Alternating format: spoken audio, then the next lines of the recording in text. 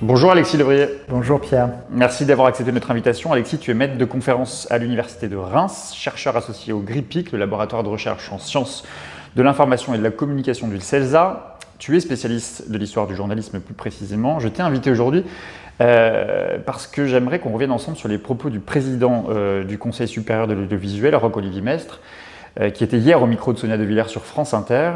Et Sonia De Villers l'a interrogé sur la droitisation des chaînes d'infos en continu. Et lui, il a répondu finalement que le CSA n'avait pas les outils pour mesurer justement ce qu'on appelle droitisation du débat public, ou en tout cas sur les chaînes d'infos.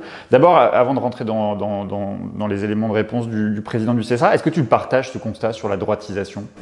Évidemment, je crois que tous ceux qui regardent les chaînes d'information en continu ont observé ce phénomène sur CNews, mais même sur BFM et sur LCI dans une moindre mesure. Donc c'est toutes les chaînes d'infos qui sont... Alors je pense qu'il y a deux phénomènes, c'est-à-dire que d'une part, de plus en plus ce qui est plébiscité, c'est un journalisme d'opinion plutôt qu'un journalisme d'information. Donc on voit qu'il y a de moins en moins de reportages et que même dans les tranches d'infos traditionnelles, maintenant, j'ai vu ça sur CNews, on laisse la place au débat. Il y a 4 ou 5 personnes dont le statut est souvent très ambigu et qui sont là pour débattre et souvent du côté de la radicalité, parce que ce qui fait de l'audience, c'est ce qui clive et ce qui est du domaine de l'affrontement. Donc ça, c'est une course à l'audience et aussi au moindre coût, parce que ça coûte moins cher d'inviter des gens qu'on ne paye pas les 3 quarts du temps que d'envoyer des journalistes faire du reportage de qualité. Donc ça, c'est un premier phénomène. Il y a un deuxième phénomène, et qui est encore plus grave, c'est qu'effectivement, il y a un déséquilibre total dans les invités. C'est-à-dire, je crois que tu le constates quand tu es invité, que les gens qui incarnent la gauche, ou même les gens qui sont censés être à distance, comme les universitaires qui sont parfois invités, se retrouvent toujours en minorité.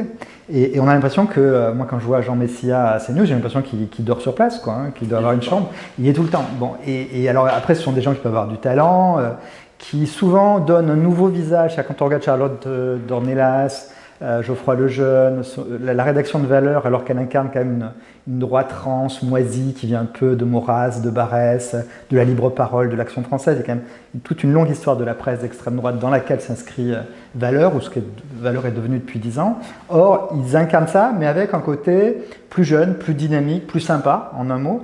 Et du coup, ils sont à la fois télégéniques et avec un discours qui peut donner l'impression que finalement on n'avait pas le droit de dire ça il y a quelques années, et que maintenant, ce discours est accepté. Quand on entend justement les directeurs d'antenne ou les directeurs de chaîne, je pense notamment à Gérald Brice-Viry, qui est le numéro 2 du groupe Canal+, qui avait donné une interview, je crois, dans Le Parisien il n'y a pas longtemps, et il se défendait justement de cette... il assume le fait d'être devenu un média d'opinion, ou en tout cas se croise beaucoup d'opinions, mais lui, il dit qu'il n'y a pas de couleur politique à CNews, et il le justifie notamment en disant, je me souviens, en gros, Éric Zemmour a autant de temps d'antenne que Julien Drey sur CNews. Ça mériterait d'être jaugé, mais je pense pas que Julien Drey... Sans doute c'est vrai, mais est-ce que c'est le même carrefour d'audience ? Ce qui a été fait pour Zemmour... C'est quoi tes éléments d'analyse pour dire, par exemple, qu'il y a plus d'invités de droite, ou voire de droite Si on regarde CNews, ça me paraît évident. C'est-à-dire que... Et Zemmour, c'est pas n'importe qui, on en avait parlé lors d'une précédente midinale, mais c'était un excellent journaliste au départ, que je trouve très fin dans ses analyses, mais qui a... visiblement épouser une ligne identitaire et qui se retrouve sur un discours d'extrême droite aujourd'hui et pas un discours souverainiste comme autrefois, et qui a été condamné, il l'a encore été la semaine dernière, donc on est dans l'actualité. Donc c'est un multirécidiviste de la haine raciale, et c'est cette personnalité qu'on a autour de laquelle on construit une émission. C'est-à-dire qu'on voit bien que c'est lui le pivot de l'émission. Alors, il y a des éléments pour tempérer un peu ça. Christine Kelly est une bonne journaliste, elle essaye d'apporter une contradiction. Elle essaye, je ne dis pas qu'elle y arrive. Mais quand le dispositif de l'émission est entièrement construit autour de cet invité d'honneur, et les autres sont là comme des faire-valoir en réalité. Et c'est lui le pivot. Plus personne n'existe autour. Je pense que et en plus, il a, si vous voulez, maintenant une force qu'on n'avait pas quand on a fait la précédente midinale, c'est qu'on voit que l'audience a été quadruplée ou quintuplée. Donc ça, le pari d'audience a fonctionné. Et du coup, ça lui donne encore plus de légitimité. C'est pour ça que cette condamnation n'aura aucun poids. Je pense que le juge de paix, c'est l'audience, ça marche, donc on le maintient. Et aucun sur cette chaîne-là, mais je pense que même sur les autres chaînes, on n'a pas de personnalité de gauche équivalente. Qui occuperait comme ça, qui trusterait les plateaux télé. Et pour ce qui est des éditorialistes de Valeurs Actuelles, moi je pense qu'il faut vraiment séparer les médias de droite et les médias d'extrême droite. Et Valeurs Actuelles, dans son histoire, était au départ un hebdomadaire de la presse conservatrice, parfaitement respectable, comme peut l'être le Figaro, l'Opinion, même l'Express et le Point pour la presse hebdomadaire, ça posait aucun problème. Mais ils sont allés à partir des années 2010, vers une ligne toujours plus identitaire, avec une multiplication des unes sur l'islam, sur les musulmans, et un discours anti-immigration. Et c'est là, si vous voulez, que j'évoquais la libre parole ou l'Action française. C'était des journaux qui avaient un bouc émissaire qui était la figure du juif, celui qui est responsable de tous les maux de la terre, qui menace la cohésion nationale. Aujourd'hui, la figure du juif a été remplacée par la figure du musulman. Et quand on regarde, quand on lit Valeurs Actuelles, c'est tout à fait ça que l'on voit. Et ces personnalités-là, quand on invite, auxquelles on donne un tel temps d'antenne, c'est pas du tout la même chose que d'inviter quelqu'un qui viendrait d'un hebdomadaire de droite classique. Et je crois, d'ailleurs, la fiction, la représentante Daniele Bono a peut-être mis le doigt, nous a obligés en tout cas à mettre le doigt sur la réalité de ce côté. Voilà, on voit enfin ce qu'est ce journal. Et que peut le CSA dans ce contexte que tu décris justement hier? Il disait justement que finalement, il n'y avait pas d'outil, d'instrument de mesure pour le CSA, voire peut-être qu'il n'avait pas totalement la légitimité pour intervenir sur la question éditoriale, le choix des chaînes notamment privées. C'est quoi? C'est une démonstration d'impuissance du CSA ou c'est un manque de courage du CSA? En tout cas, l'émission de Sonia De Villers hier donnait tout à fait, l'Instant M donnait tout à fait cette impression-là. Moi, c'est une excellente journaliste et elle a très bien interrogé le président du CSA. Elle l'a mis en fait en difficulté sur ce sujet-là, c'est-à-dire qu'il a avoué son impuissance. Alors, je crois qu'il y a des choses différentes et en fait, ça touche au statut de ces personnalités invitées sur les plateaux. On les appelle éditorialistes. Éditorialiste, c'est un terme de l'histoire de la presse, très noble. Au XIXe siècle, l'éditorial, c'est ce qu'il y a de plus noble, ce qui est le mieux mis en valeur dans les quotidiens, et c'est celui qui est un journaliste mais qui donne son avis ou celui du journal. Aujourd'hui, on appelle éditorialiste n'importe qui.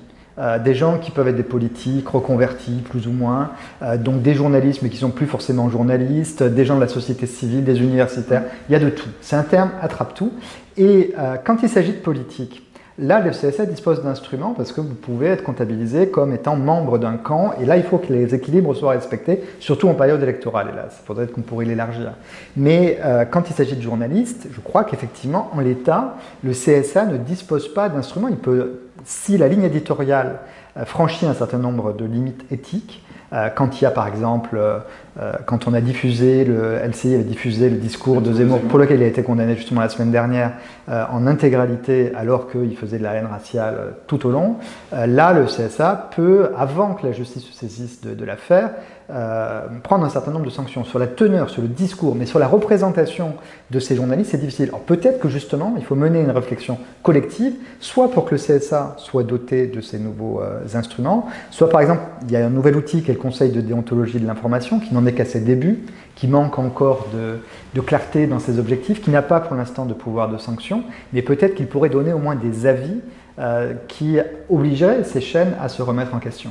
Alors hier, du coup, la droite s'en est pris à Sonia De Villers, qui l'a accusée de participer à presque une censure de la droite dans les médias, tout en l'accusant, elle, de participer, ou en tout cas de faire partie d'une famille, la famille France Inter, qui serait une famille de gauche. Est-ce qu'on peut accuser France Inter d'être une famille de gauche?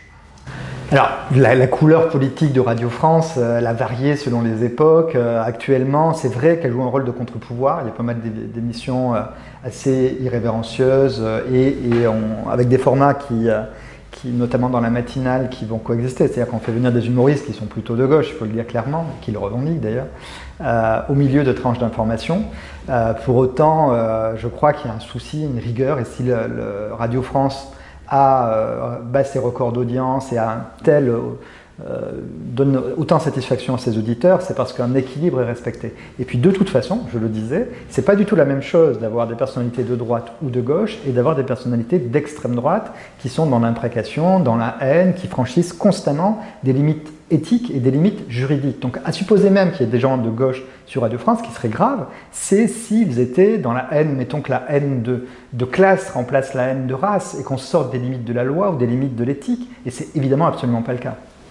Tu es historien, je l'ai dit tout à l'heure, du journalisme. Est-ce que dans l'histoire de la presse, dans l'histoire du journalisme, on a toujours vu passer Allez, je vais exagérer peut-être un peu, mais ce qu'on pourrait appeler les discussions de comptoir. On voit bien qu'aujourd'hui, quand même, quand on écoute les émissions de Pascal Praud, on est clairement parfois dans des discussions de comptoir. Jusqu'à BFM, par exemple, qui invite Véronique Jeunesse pour parler de police parce qu'elle a été commissaire dans un ancien temps et lorsqu'elle était comédienne pour cette série. Est-ce que ça a toujours existé ou est-ce que c'est une nouveauté? Alors, il y a toujours une presse populaire qui va vers ça, qui se préoccupe du peuple et de ce qu'il pense, de ce qu'il faut lui dire. Et disons qu'elle apparaît au 19e siècle. On dit souvent que l'an 1 de l'ère médiatique, c'est 1836, avec les deux premiers quotidiens populaires qui sont lancés le même jour. Et à partir de ce moment-là, on va essayer de plaire à ce public-là, en lui donnant, c'est pour ça qu'on invente le roman feuilleton, c'est-à-dire des romans dans lesquels ils puissent se reconnaître. Et effectivement, on va essayer de davantage prendre en compte leur point de vue, leur jugement. Et après, c'est une question d'équilibre. C'est-à-dire qu'il faut évidemment veiller à ce que le discours journalistique lui-même ne devienne pas le prétexte à des discussions de café de commerce. Et le problème là, c'est que cet équilibre a été rompu et que pour des raisons qu'on évoquait tout à l'heure, c'est-à-dire que ça coûte moins cher et en plus ça fait de l'audience, justement si ça clive, eh bien on invite des gens qui viennent de tout. Et je crois que le problème, c'est vraiment l'identité. C'est pas tellement le bord politique, sauf quand il s'agit de personnalités d'extrême droite, comme on le disait, mais c'est plutôt de ne pas dire à qui on a affaire. Et pourquoi est-ce qu'on invite les gens? À quel titre on est présent sur... Tu as dit une chose une fois sur Twitter, c'est-à-dire que tu avais repéré que toi tu venais gratuitement et que les gens de droite ou d'extrême droite que tu avais en face de toi, eux étaient payés. C'est une vraie question, ça. C'est une hypothèse en tout cas qui a été un peu vérifiée par Arrêt sur Image. Même si voilà, il y a eu un article d'Arrêt sur Image qui allait dans ce sens-là quand même si certaines des personnalités de droite disaient moi je suis pas payé, mais ils trustent les plateaux aussi parce qu'on leur ouvre les bras, on leur crée des dispositifs autour d'eux et on valorise leurs paroles au point d'avoir une parole tarifée, une parole qui est valorisée d'un point de vue financier, alors que celle des gens de gauche est marginalisée en termes de temps d'antenne et aussi en termes de rémunération. Donc ça pose de vraies questions, donc je crois qu'il faudrait clarifier qui vient, avec quel titre, et effectivement, moi, franchement Pascal Praud par exemple, je pense que c'est un bon journaliste à la base, c'est quelqu'un d'intelligent, qui ne ressemble pas du tout, je l'ai une fois dans son émission, il ne ressemble pas du tout avant et après à ce qu'il est pendant. C'est-à-dire que c'est vraiment un show, c'est du théâtre. Ça m'a rappelé, je fais pas mal de théâtre, et ça m'a rappelé ça. C'est-à-dire qu'avant et après, on est normal, et plutôt entre gens de bon goût. Et puis, on va mimer le café du commerce pendant 1 heure. Donc je crois que derrière ça, il y a aussi une forme de mépris pour les gens. C'est-à-dire qu'on fait semblant d'aller vers des indignations qui sont surjouées. Et les gens ne le savent pas forcément. Alors, il y en a certains qui doivent le savoir, qui doivent le comprendre, mais je pense qu'il y en a beaucoup aussi qui ne s'en rendent pas compte. Et il y a dans le dispositif de ces émissions quelque chose qui me gêne, parce que non seulement on va du côté du café du commerce, mais en plus on le fait d'une manière artificielle. Une autre polémique qui n'est pas si vieille, c'est l'arrivée, justement, tu parlais de Valeurs Actuelles il y a un instant, l'arrivée de l'ancien rédacteur en chef de Valeurs Actuelles à Europe 1. Alors il n'a pas réussi à prendre la tête du service politique, mais il en est un des adjoints. Pour beaucoup, on a été choqués et solidaires d'Europe 1, j'en ai été d'ailleurs, mais j'ai été davantage surpris quand même d'un des communiqués de la Société des rédacteurs d'Europe 1 qui disait, je le cite, « Comment accepter de voir confier la direction du service politique à un ancien militant d'un parti politique qui vienne de la droite ou de la gauche, c'est vraiment incompatible ?» Alors non, parce que les parcours entre ces deux mondes, ils sont constants. Laurent Geoffrin vient de quitter l'IB pour fonder un parti, et on sait qu'avant, il avait déjà des affinités avec François Hollande, par exemple, et avec d'autres dirigeants politiques. Les allers-retours entre ces deux mondes, ils existeront toujours, ils sont consubstantiels à l'histoire de la presse politique, et on ne peut pas les empêcher. Ce qu'on peut demander, c'est de la clarté. Ça, c'est clair. Et ça, c'est une évidence, c'est quelque chose sur lequel il faut travailler. Là, dans le cas de Louis de Ragnel, ce qui est choquant, c'est qu'il ne vient pas d'un journal de droite comme les autres, il vient de Valeurs Actuelles. On lui donne tout de suite une place très importante, puisqu'il était question qu'il prenne la direction du service politique. Finalement, il sera simplement adjoint parce que la rédaction s'est insurgée. Mais ce qui est inquiétant, c'est que la force de la rédaction d'Europe 1 n'a pas été suffisante pour empêcher son arrivée. Donc ça traduit une position de faiblesse de cette rédaction. Alors on sait qu'Europe 1 est dans une situation difficile. Certains voient la main déjà de Bolloré derrière cela, c'est-à-dire qu'il comme à CNews, il essaierait de placer des gens qui viennent de l'extrême droite. Alors ça paraît un peu de la politique fiction, parce que je ne pense pas que Lagardère ait envie de lâcher Europe 1. Son père, il était très attaché à cette radio. Je crois qu'il va tout faire pour la garder. Mais c'est une façon d'aller dans l'air du temps. Cette parole d'extrême droite est plébiscitée partout. Et donc il doit penser que ça va aider sa radio. Je ne suis pas sûr du tout que ce soit le cas. Et en tout cas, on voit que la rédaction n'a pas réussi à empêcher son arrivée.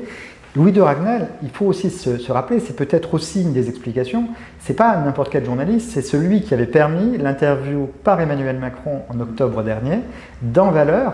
Interview incroyable parce qu'on sait que le président n'aime pas beaucoup la presse, la tient à distance, et Valeurs a bénéficié d'une interview dans des conditions dont aucun journal, depuis le début de ce quinquennat, dans l'avion présidentiel, 100 personnes autour, avec très peu de relecture.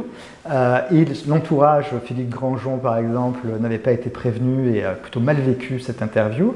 Et en plus, le président allait dans le sens de la ligne éditoriale. Par exemple, sur Julien Audoul, qui avait été pris à partie qui avait pris à partie une femme voilée, il disait, il s'est fait coincer, et on a appris dans un article de l'Opinion que la phrase originelle c'était il s'est fait baiser. Autrement dit, il donnait raison à Julien Audoul. C'est pas simplement de la triangulation, on va chez l'adversaire, on essaye d'imposer un débat. Là, on prend aussi ses arguments et on épouse au moins provisoirement son idéologie. Donc Louis de Ragnel se retrouve à Europe 1, alors que lui-même a une proximité avec, alors on dit Emmanuel Macron, c'est peut-être Bruno Roger-Petit, il y a un article du Monde qui va dans ce sens. Mais en tout cas, la place de Valeurs Actuelles, je trouve, dans le débat politique et médiatique aujourd'hui, me paraît complètement en décalage avec ce que représente ce journal, dont les ventes sont assez faibles par ailleurs. Un mot sur la presse papier, j'entendais ce matin justement Julia Cagé, l'économiste, dire que les journaux payaient cher le prix d'une stratégie qu'ils avaient mis eux-mêmes en place, c'est-à-dire qui consistait à mettre parfois des papiers en ligne de manière gratuite. Alors c'est moins vrai aujourd'hui parce que les grands titres sont la plupart du temps payants en ligne, mais il y a quand même beaucoup plus, il y a plus beaucoup de monde aujourd'hui pour payer des papiers en ligne. Est-ce que c'est ce que tu observes aussi aujourd'hui? Il y a une chute de la lecture payante en ligne Il n'y a pas une chute parce que si on regarde les chiffres du Monde ou même du Figaro, ils sont très bons.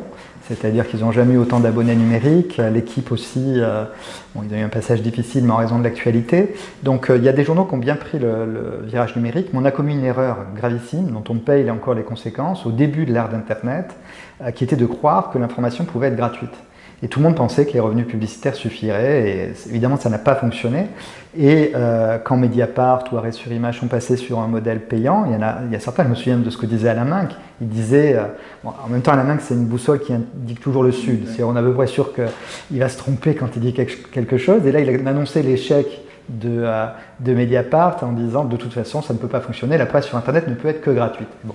10 ans après, Mediapart cartonne. Où est-ce qu'il en est? Mediapart cartonne, et les journaux qui tiennent, c'est ceux qui sont passés sur un modèle payant. On a pris de mauvaises habitudes, je vois ça chez mes étudiants, effectivement ils considèrent que l'information doit être gratuite. Et il y a une question d'éducation, il faut le dire, l'information elle a un coût, donc elle doit avoir un prix. Et si ce n'est pas vous qui payez, c'est que c'est vous le produit. C'est une vieille loi qui se vérifie pour la presse, donc sinon vous allez être la cible, vous allez finalement consommer de la publicité et puis vous allez avoir de l'information de mauvaise qualité. Donc il faut qu'on prenne ce virage-là et malheureusement il faut convaincre un public qui lui entre-temps a pris l'habitude de lire la presse gratuitement. Elle a aussi lancé, Julia Cagé, une initiative qui s'appelle Un bout du monde. C'est une initiative justement pour défendre l'indépendance des médias. Et elle dit, en gros, son observation, c'est qu'elle dit qu'il y a une crise de confiance du lecteur à travers les médias, enfin dans les médias, et du journaliste aussi sans doute. Il faut que le lecteur devienne acteur, dit-elle, et actionnaire de son propre journal, au même titre que les salariés et les journalistes. Ça peut marcher d'après toi? C'est un peu un modèle à la Mediapart, mais... Ça marche pour Mediapart. Alors, ça marche pour Mediacité, pour Mars Actu, qui est aussi un site d'investigation local. C'est-à-dire que quand ils se sont lancés, ils ont ouvert leur capital. Alors, c'est plutôt des gros actionnaires en général. Et puis surtout, c'est moins utopiste que ce que propose Julia Cagé, mais utopiste, je le dis dans le sens positif du mot.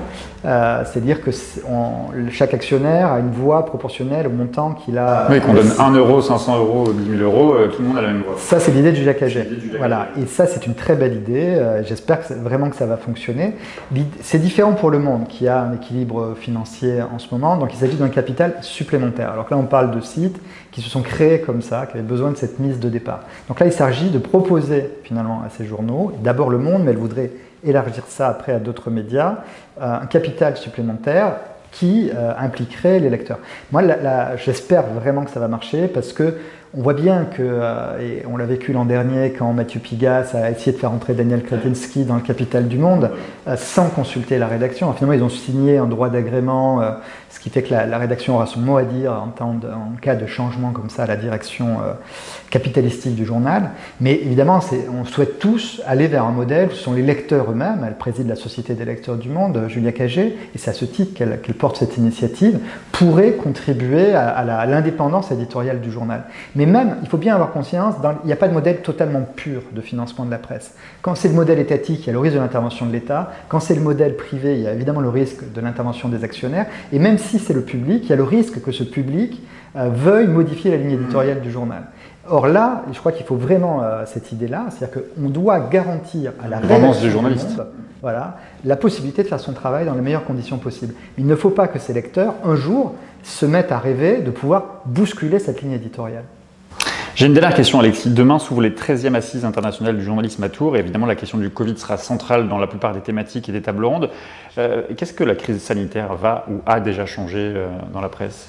C'est en train de changer énormément de choses. Alors, moi, ce qui m'a plu, y compris dans cette période très difficile où la presse écrite ne pouvait plus se vendre, évidemment, où en plus il y avait la crise de Presstalis qui a déposé le bilan en avril, le principal distributeur de presse, où les revenus publicitaires ont chuté pour tout le monde, où les audiences de radio aussi ont beaucoup baissé parce que la radio on l'écoute en mobilité et que là il n'y avait plus de mobilité. Tout cela a été terrible pour la presse et malgré tout il a fait un travail remarquable d'écoute du public, de pédagogie, d'intermédiation entre les soignants et le public, de publication aussi des avis de décès qui prenaient tout d'un coup une signification politique parce que publier toute la liste, ça faisait apparaître la violence de ce qu'on était en train de vivre. Et la presse a joué ce rôle, conforme à son histoire, d'intermédiation, de pédagogie, et en même temps un rôle critique de l'action du pouvoir politique, ce qui était très important puisqu'on sait qu'il y a eu un mensonge d'État sur les masques notamment. Aujourd'hui, tout le monde en a pris conscience, et Le Monde, Mediapart, Libération ont été les premiers à révéler ce mensonge. Donc la presse a fait un travail remarquable, et j'espère qu'après la crise des Gilets jaunes que l'on a vécue, le public se sera réconcilié avec ces journaux. Moi, c'est ce que je souhaite très fortement. Je pense que malheureusement, ce que ça va modifier très concrètement, c'est que ça affaiblit encore davantage la presse, c'est que ça la menace. Alors, il y a une aide de l'État qui a été annoncée, mais sans cette aide-là, il y a beaucoup de médias qui risquent de mettre la clé sous la porte. Donc malheureusement, c'est une crise au carré que vit la presse. Elle était déjà dans une crise structurelle à cause du virage numérique dont on parlait, et s'ajoute à cela cette crise sanitaire qui a encore plus menacé son modèle économique. Donc c'est ça qui m'inquiète le plus. Merci beaucoup, Alexis. Merci Pierre.